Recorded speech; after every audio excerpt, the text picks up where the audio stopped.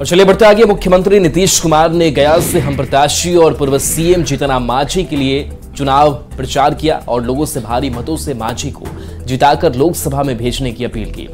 इस मौके पर सीएम नीतीश कुमार ने एक बार फिर से परिवारवाद पर निशाना साधा और कहा कि वो लोग सिर्फ अपने लिए काम करेगा, जबकि हम आप लोगों के लिए काम कर रहे हैं और पीएम मोदी पूरे देश का काम कर रहे हैं। वो अपने लिए काम करेगा और हम सब लोग आपके लिए ही जीवन भर काम करते रहेंगे। तो हम लोग तो बिहार का काम और आदरणीय नरेंद्र मोदी जी देश भर का काम और आपके लिए भी काम, और वो 2 बार रहे और मुझे पूरा भरोसा है कि अगली बार भी रहेंगे। लेकिन मुझको पूरा भरोसा है कि बिहार में 40 का 40 सीट हम लोग जीते और देश भर में वो 400 से ज्यादा सीट जीतेंगे। यही हम लोग को उम्मीद है और ज्यादा देश का विकास होगा। आरजेडी ने अपना घोषणा पत्र जारी कर दिया है। इसमें सबसे ज्यादा जोर रोजगार पर दिया गया है। तेजस्वी यादव ने अपनी घोषणा पत्र में 17 महीने की उपलब्धियां गिनाने के साथ कहा कि अगर चुनाव बाद सरकार बनी तो देश भर में 1 करोड़ नौकरी देने का एक बड़ा वादा उन्होंने किया। और इतना ही नहीं, परिवर्तन पत्र नाम से जारी घोषणा पत्र में आरजेडी ने 24 वादे किए हैं, जिसमें 500 रुपए में घरेलू एलपीजी सिलेंडर देने का वादा है और इसके साथ ही बिहार में 200 यूनिट फ्री बिजली का भी वादा शामिल है। 24 में 24 जन वचन हम लोग लेकर के आए हैं और जो 24 जन वचन है ये हमारा कमिटमेंट है, प्रण है। जिस चीज को, जिस जिम्मेवारी को हम लोग पूरा करें। अगर हमारी इंडिया अलायंस की सरकार बने तो देश भर में 1 करोड़ नौजवानों को नौकरी, सरकारी नौकरी हम लोग देने का काम करेंगे। 1 करोड़ नौकरी पूरे देश में। पूरे देश में 30 लाख नौकरियां जो है रिक्त पड़ी हैं, उसको तो भरेंगे ही भरेंगे, लेकिन 70 लाख नौकरी का जो है पदों का हम लोग सृजन करेंगे। आरजेडी के घोषणा पत्र पर एनडीए के नेताओं ने पलटवार किया है। एनडीए नेताओं ने पूछा है कि 23 सीट पर चुनाव लड़ने वाला आरजेडी देश में 1 करोड़ नौकरी का वादा आखिर किस आधार पर कर रहा है। माननीय लालू प्रसाद जी के राजकुमार तेजस्वी यादव जी ने अपना घोषणा पत्र राष्ट्रीय संदर्भ में जारी किया। तो 23 सीट पर तो चुनाव लड़ रहे हैं, अब पूरे देश की राजनीति का एजेंडा तय कर रहे हैं। अपना रामा दामा और दूसरे का गिरथा मां, मैंने आपकी औकात क्या राजनीति में है। 23 सीट पर चुनाव लड़ रहे हैं।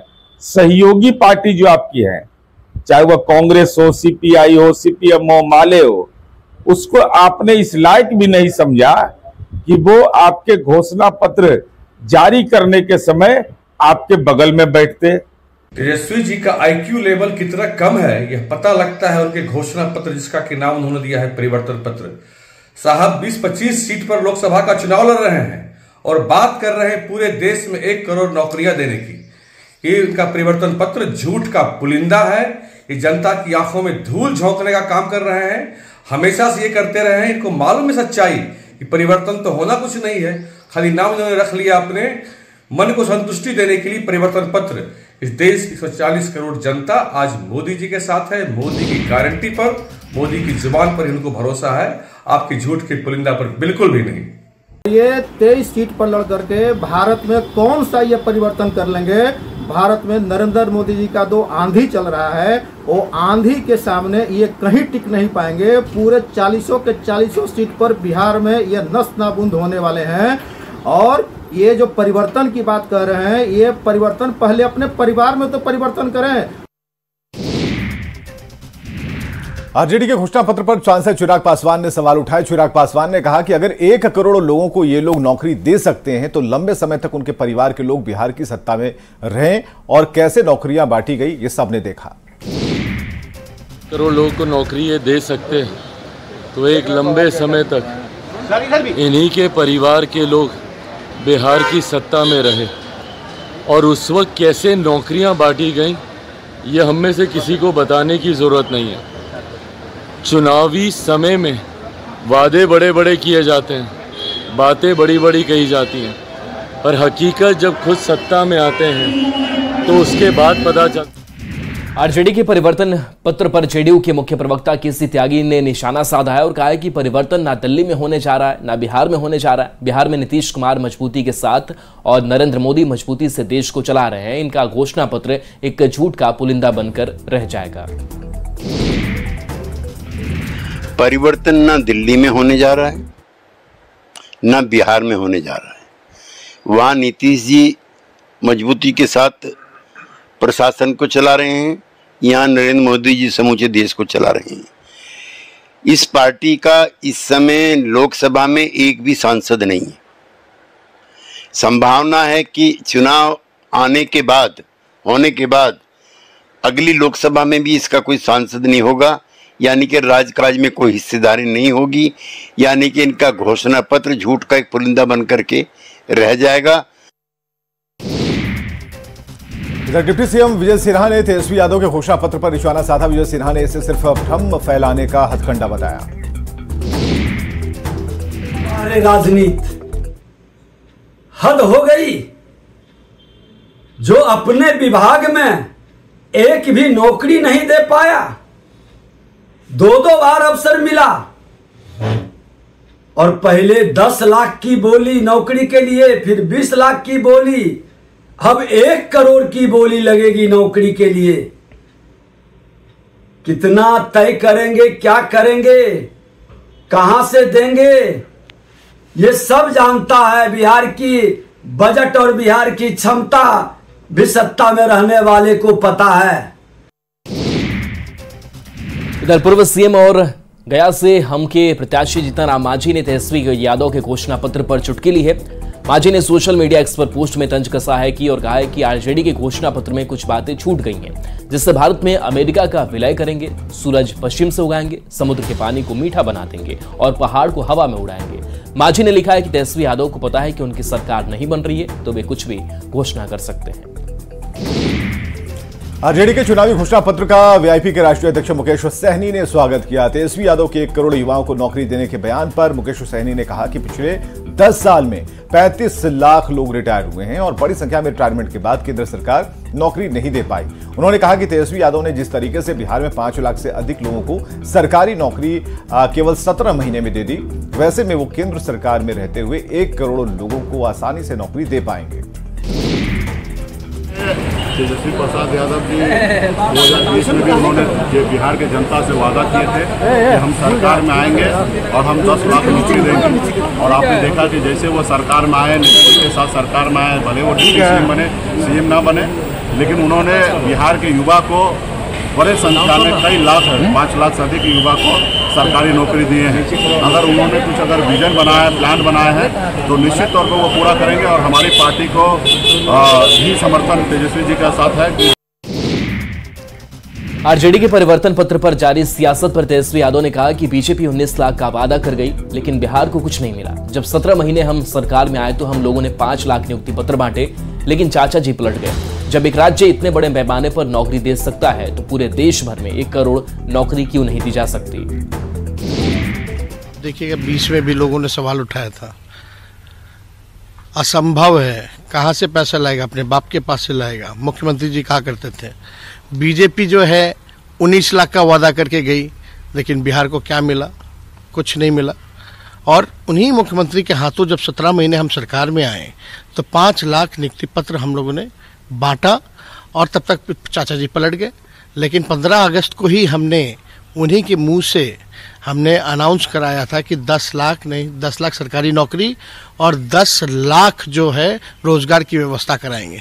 तो एक राज्य जब इतने बड़े पैमाने पे नौकरी दे सकता है, जो हम लोगों ने करके दिखाया है, तो पूरे देश भर में 1 करोड़ नौकरी क्यों नहीं दिया जा सकता?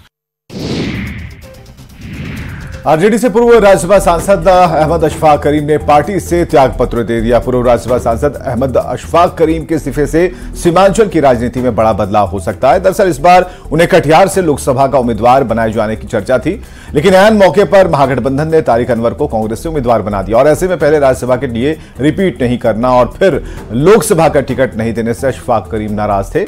आरजेडी में मुसलमानों की उपेक्षा का आरोप लगाते हुए पार्टी से इस्तीफा दिया है। इधर अररिया में आरजेडी से टिकट कटने के बाद पूर्व सांसद सरफराज आलम पब्लिक के सामने ही मंच पर फूट फूट कर रोने लगे, जिसके बाद उनके समर्थकों ने उनके आंसू पोंछे और सांत्वना दी। सरफराज आलम ने एक कार्यकर्ता सम्मेलन बुलाया था, जिसमें उनके समर्थकों ने लालू प्रसाद के खिलाफ जमकर नारेबाजी की। समर्थकों को संबोधित करते हुए सरफराज आलम ने खुद को तस्लीमुद्दीन का उत्तराधिकारी बताया और आरजेडी के खिलाफ बागी तेवर दिखाए। पार्टी ने सरफराज का टिकट काटकर उनके छोटे भाई शाहनवाज आलम को टिकट दिया है, जिसके बाद सरफराज आलम के समर्थकों में भारी नाराजगी है। आप मरने के बाद आपने सरफराज को परिवार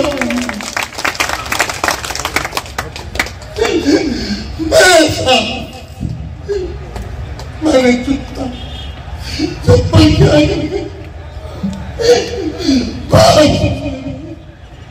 ये बेटा इंसान बैठे मरो में प्राण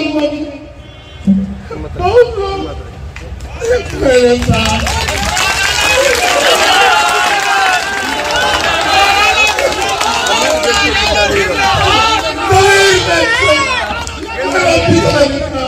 निर्दलीय लड़ रहा है। मेरा पिता निकाल था बेटा जमीन नहीं बेचना, जब मुसीबत पड़े अपने मालिक के पास या चंद परिवार के पास। जम्मू कश्मीर के उधमपुर में पीएम मोदी के बयान पर बेगूसराय के एनडीए उम्मीदवार और केंद्रीय मंत्री गिरिराज सिंह ने कहा कि प्रधानमंत्री ने जो कहा वो बिल्कुल ही सत्य कहा। आज वही लोग सनातन के विरोध में दुष्प्रचार कर रहे हैं और लोगों को चिढ़ाने का काम कर रहे हैं जो मुगल मानसिकता के लोग हैं। केंद्रीय मंत्री गिरिराज सिंह ने कहा कि आज बीजेपी पर सनातन का समर्थन करने का आरोप लगाया जा रहा है, तो मैं ये कहना चाहता हूं कि हम सनातनी हैं और सनातन का समर्थन करते हैं। नवरात्र में भी जो लोग दिखाते हैं कि मैं मछली खा रहा हूं, मैं ये कर रहा हूं, तो देश के अंदर में मुगल काल की संस्कृति, मुगल संस्कृति के लोग, तुष्टीकरण की राजनीति करने वाले लोग देश में अपने को सेकुलर कहते हैं। अब मैं कहता हूं देश सदा से सेकुलर रहा है। इंदिरा गांधी ने तुष्टीकरण के नाम पर जो सनातन का सेकुलरिज्म था, जो सनातन है सेकुलरिज्म, उसको समाप्त करने की कोशिश की, बांटने की कोशिश की। बांका से बड़ी खबर है, जहां बांका के अहिरो गांव में घर में बम बनाने के दौरान हुए ब्लास्ट में अब तक 2 बच्चों की इलाज के दौरान मौत हो गई। वहीं 2 बच्चे अभी भी जिंदगी और मौत की लड़ाई लड़ रहे हैं। बम ब्लास्ट के दौरान मोहम्मद इसराइल के घर के सामने बच्चे खेल रहे थे। सभी को धरैया स्वास्थ्य केंद्र से प्राथमिक उपचार के बाद भागलपुर रेफर कर दिया गया। फिलहाल पुलिस मामले की जांच में जुटी हुई है।